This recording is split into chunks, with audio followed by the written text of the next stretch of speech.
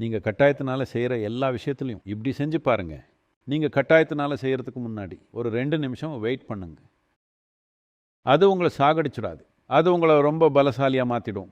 கௌதமர் எந்த அளவுக்கு இதை பற்றி சொன்னாருன்னா, நீங்கள் ரொம்ப பசியோடு இருக்கும்போது, உங்களுக்கு கட்டாயம் சாப்பாடு தேவையாக இருக்கும்போது, உங்களோட சாப்பாட்டை நீங்கள் வேற ஒருத்தருக்கு கொடுத்தீங்கன்னா நீங்கள் ரொம்ப பலசாலி ஆகிடுவீங்க.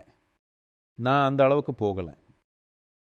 நான் என்ன சொல்கிறேன்னா, வெறும் 2 நிமிஷம் வெயிட் பண்ணுங்க. இது கண்டிப்பாக உங்களை பலசாலியாக மாற்றிடும். உங்கள் உடலில் இருக்கிற கட்டாயத்தன்மை அதை எடுத்துடும். ஏன்னா உடம்பும் மனசும் நீங்கள் எடுத்துக்கிட்ட எல்லா விதமான கடந்த கால பதிவுகளோட ஒரு தொகுப்பு தான். அதுதான் பழக்க வழக்கங்களாக மாறுது. அதெல்லாமே கட்டாயத்தன்மைகள் தான்.